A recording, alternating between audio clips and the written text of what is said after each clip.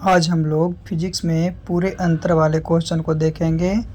तो बिना देरी किए हुए सबसे पहला अंतर देखते हैं हम लोग उत्तल दर्पण और अवतल दर्पण में अंतर के उत्तल दर्पण और अवतल दर्पण में अंतर क्या है। तो ऐसे तो बहुत सा अंतर है, लेकिन हम आपको सभी का चार चार अंतर बताए हैं, जिसमें पहला है आपका उत्तल दर्पण जो है उसका परावर्तक सतह उभरा हुआ होता है, लेकिन जो अवतल दर्पण है तो अवतल दर्पण का परावर्तक सतह धंसा हुआ रहता है। फिर है उत्तल दर्पण, तो उत्तल दर्पण को अपसारी दर्पण कहते हैं, और वही अवतल दर्पण है तो अवतल दर्पण को अभिसारी दर्पण कहा जाता है। एक क्वेश्चन ऑब्जेक्टिव में पूछ लिया जाता है कि कौन से दर्पण को अपसारी कहते हैं, तो उत्तल दर्पण को अपसारी दर्पण कहते हैं और अवतल दर्पण को अभिसारी दर्पण कहते हैं। फिर बात करते हैं तो उत्तल दर्पण जो है, उत्तल दर्पण की फोकस दूरी हमेशा धनात्मक होती है और अवतल दर्पण जो है, अवतल दर्पण की फोकस दूरी हमेशा ऋणात्मक होती है। फिर है उत्तल दर्पण में जो धंसा हुआ भाग होता है उसे पॉलिश किया हुआ रहता है, और अवतल दर्पण है तो अवतल दर्पण में उठा हुआ भाग जो होता है उसको पॉलिश किया रहता है। तो इस तरह से उत्तल दर्पण और अवतल दर्पण में आपको चार अंतर बताया गया है। ऐसे बहुत सा अंतर होता है, लेकिन हम लोग चार चार अंतर को देख रहे हैं। तो उत्तल और अवतल में हम लोग चार अंतर को देख लिए हैं, किसमें, दर्पण में। चलिए अब हम लोग उत्तल दर्पण और अवतल दर्पण में अंतर देखने के बाद आगे हम लोग अगले अंतर में देखते हैं कि अगले क्या अंतर है, मतलब कि कौन में क्या अंतर है। तो पहला क्वेश्चन आपका कंप्लीट हुआ, उत्तल दर्पण और अवतल दर्पण में अंतर। दूसरी क्वेश्चन की ओर चलते हैं। तो दूसरा है अवतल लेंस और उत्तल लेंस में अंतर। तो अवतल लेंस कहते हैं किसको हैं, तो अवतल लेंस में बीच का में पतला होता है, अवतल लेंस जो है बीच में पतला होता है और किनारों पर मोटा होता है, उसी को अवतल लेंस कहते हैं। फिर उत्तल लेंस, तो उत्तल लेंस जो है उसको बीच में मोटा होता है, किनारों में पतला होता है, उसे उत्तल लेंस कहते हैं। अवतल लेंस को अपसारी लेंस कहते हैं और उत्तल लेंस को अभिसारी लेंस कहते हैं। याद रखना है कि अवतल लेंस को अपसारी लेंस कहते हैं और उत्तल लेंस को अभिसारी लेंस कहते हैं। फिर है अवतल लेंस की बात करते हैं। तो अवतल लेंस में सिर्फ आभासी प्रतिबिंब बनता है, अवतल लेंस में सिर्फ कैसा, आभासी प्रतिबिंब बनता है, यानी काल्पनिक बनता है। लेकिन उत्तल लेंस जो है, उत्तल लेंस में काल्पनिक के साथ साथ आपका वास्तविक प्रतिबिंब भी बनता है, आभासी के साथ साथ वास्तविक प्रतिबिंब बनता है, दोनों बनता है। उत्तल लेंस की फोकस तथा क्षमता दोनों ऋणात्मक होती है, लेकिन अवतल लेंस की फोकस दूरी और क्षमता दोनों ऋणात्मक होती है। वही उत्तल लेंस की बात करते हैं तो उत्तल लेंस की फोकस दूरी और क्षमता धनात्मक होती है। ऐसे इसमें पांच अंतर नजर आ रहा है, क्योंकि अवतल लेंस की फोकस दूरी ऋणात्मक है तो ये भी तो लिख सकते हैं अवतल लेंस की क्षमता जो ऋणात्मक है। उसी तरह से उत्तल लेंस की फोकस दूरी धनात्मक है तो उत्तल लेंस की क्षमता जो होती है वो भी धनात्मक होती है। तो इस तरह से आपको याद रखना है। इसमें क्वेश्चन क्या पूछता है एक ऑब्जेक्टिव में कि कौन से लेंस को अभिसारी लेंस कहते हैं, तो उत्तल लेंस है, उत्तल लेंस को अभिसारी लेंस कहा जाता है। इस तरह से अवतल लेंस और उत्तल लेंस में आपको चार अंतर दिया गया है। आगे बात करते हैं वास्तविक प्रतिबिंब और काल्पनिक प्रतिबिंब में अंतर, कि वास्तविक प्रतिबिंब और काल्पनिक प्रतिबिंब में क्या अंतर है। तो वास्तविक प्रतिबिंब को हम लोग पर्दे पर प्राप्त कर सकते हैं, लेकिन काल्पनिक प्रतिबिंब को पर्दे पर प्राप्त नहीं किया जा सकता है। जो वास्तविक प्रतिबिंब है वो दर्पण के सामने बनता है और काल्पनिक प्रतिबिंब जब बनता है तो दर्पण के पीछे बनता है। वास्तविक प्रतिबिंब हमेशा उल्टा बनता है, लेकिन काल्पनिक प्रतिबिंब हमेशा सीधा बनता है।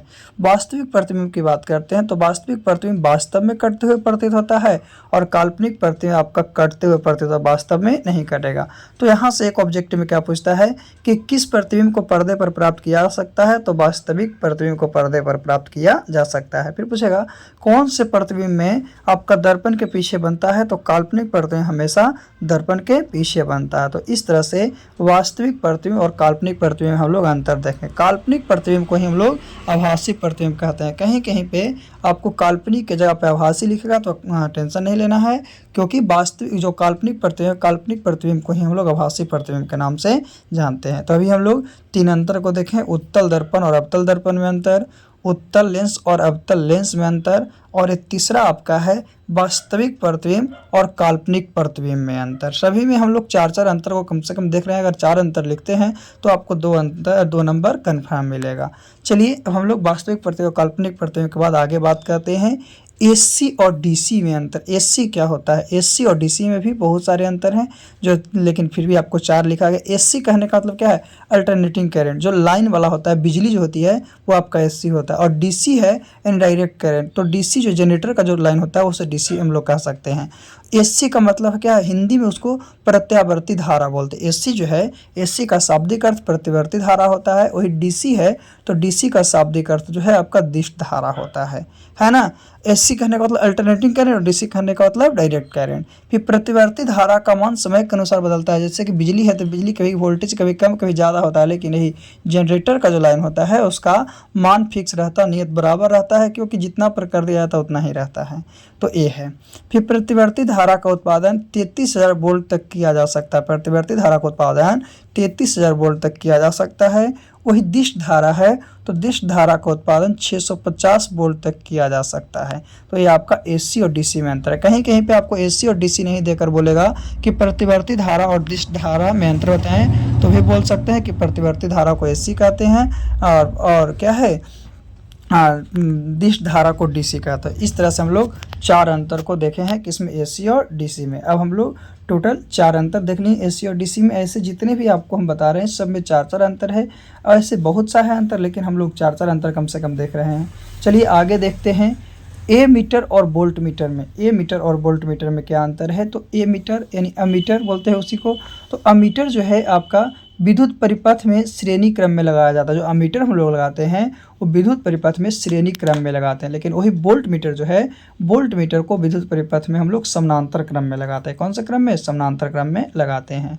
फिर है अमीटर है। अमीटर क्या करता है, अमीटर या एमीटर जो है विद्युत धारा की प्रबलता को मापता है। विद्युत धारा यानी कितना वोल्टेज है उसको मापता है। लेकिन वोल्ट मीटर जो है क्या करता है कि 2 बिंदुओं के बीच के विभव को मापता है। 2 बिंदुओं के बीच के विभव को मापता है। यह ऑब्जेक्टिव में पूछता है कि वोल्ट मीटर क्या नापता है, तो 2 बिंदुओं के बीच के विभव को मापता है। फिर ए मीटर जो होता है, ए मीटर या मीटर जिसको बोलते हैं, वो एक आदर्श अगर अमीटर है तो उसका प्रतिरोध जो होता है शून्य होता है। एक अगर आदर्श अमीटर है तो उसका प्रतिरोध शून्य होता है। लेकिन वही अगर एक आदर्श वोल्ट मीटर है तो उसका जो प्रतिरोध होता है वो अनंत होता है, इनफाइनाइट होता है।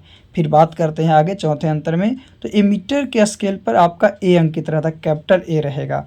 वही वोल्ट मीटर है तो वोल्ट मीटर के स्केल पे आपका भी रहता है। तो इस तरह से हम लोग ए मीटर और वोल्ट मीटर में भी 4 अंतर को देख चुके हैं, 4 अंतर को देख चुके हैं।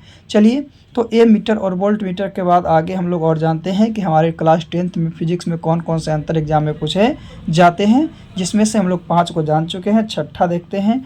तो छठा के बारे में भी हम लोग जान लेते हैं। ऐसे 7 अंतर आपको दिया गया इसमें वीडियो में। तो विद्युत विभव और विद्युत चुंबक और अस्थायी चुंबक में अंतर। तो विद्युत चुंबक और अस्थायी चुंबक में अंतर क्या है।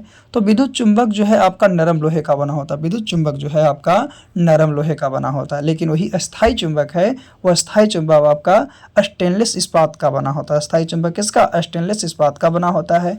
विद्युत चुंबक को आसानी से चुंबक खत्म कर सकते हैं। विद्युत चुंबक है उसको हम लोग आसानी से चुंबक खत्म कर सकते हैं, क्योंकि विद्युत चुंबक कहने का मतलब ही होता है कि जब तक विद्युत धारा प्रवाह होगी तब तक उसमें चुंबक का गुण रहेगा, तो उसे हम लोग आसानी से खत्म कर सकते हैं। लेकिन अस्थायी चुंबक को हम लोग आसानी से खत्म नहीं कर सकते हैं। तो विद्युत चुंबक जो है प्रायः अधिक शक्तिशाली होता है। विद्युत चुंबक प्रायः क्या होता है, अधिक शक्तिशाली होता है।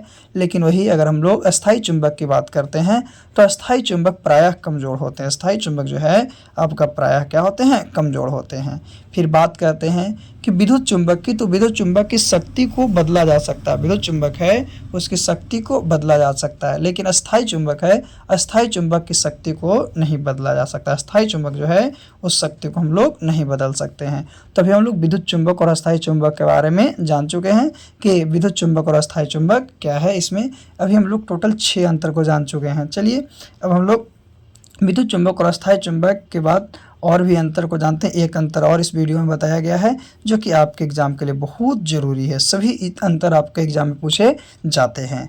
चलिए आगे हम लोग। तो ग्रह और तारा में अंतर। ग्रह और तारा में क्या अंतर। तो ग्रह जो है उसके पास अपना प्रकाश नहीं होता, लेकिन तारा के पास अपना प्रकाश होता है। ग्रह पर जीवन संभव हो सकता है, लेकिन तारा पर कोई भी जीवन संभव नहीं है। अभी तक उसकी कोई भी स्थिति नहीं बताई गई है। तारों की अपेक्षा सभी ग्रहों की स्थिति बदलती रहती। तारा है, तारा की अपेक्षा सभी ग्रहों की स्थिति बदलती रहती है, लेकिन तारों की स्थिति को नहीं बदलते हैं। तार की अपेक्षा ग्रह बदलेगा, लेकिन तारा कभी भी अपनी स्थिति को नहीं बदलेगा। फिर ग्रह ग्रहों की परिक्रमा करने वाले पिंड जो होते हैं उसको हम लोग उपग्रह कहते हैं, लेकिन वही तारा की जो परिक्रमा करता है पिंड उसको हम लोग क्या कहते हैं, ग्रह कहते हैं। तो इस तरह से आपको इसमें इस वीडियो के माध्यम से 7 अंतर को बताया गया है। सातों अंतर को देख लिए फिजिक्स में। इसी से सबसे ज़्यादा, यही अंतर में से आपका सबसे ज़्यादा अंतर पूछा जाता है, तो ये आपके लिए बहुत इंपॉर्टेंट है। यानी 7 अंतर, ये सातों अंतर को याद रखना है। और अगर वीडियो अच्छा लगे तो इसको शेयर कीजिए। इस पे आपको अगर कहीं पे कोई समस्या नज़र आती है तो कमेंट करके इस वीडियो में बता सकते हैं कि हमको यहाँ पे एक क्या प्रॉब्लम है, क्या समस्याएं हैं। तो आज के लिए इतना ही काफ़ी है। फिर से हम लोग पुनः अगले वीडियो में मिलते हैं। अभी हम लोग 7 अंतर को देखें, उत्तल दर्पण और अवतल दर्पण, उत्तल लेंस अवतल लेंस, वास्तविक प्रतिबिंब काल्पनिक प्रतिबिंब, ग्रह तारा, एमीटर वोल्टमीटर, एसी डीसी, अस्थायी चुंबक और विद्युत चुंबक। तो इस तरह से हम लोग 7 अंतर को देख लिए हैं। चलिए आज के लिए इतना ही। फिर से हम लोग पुनः अगले वीडियो में पुनः मिलते हैं।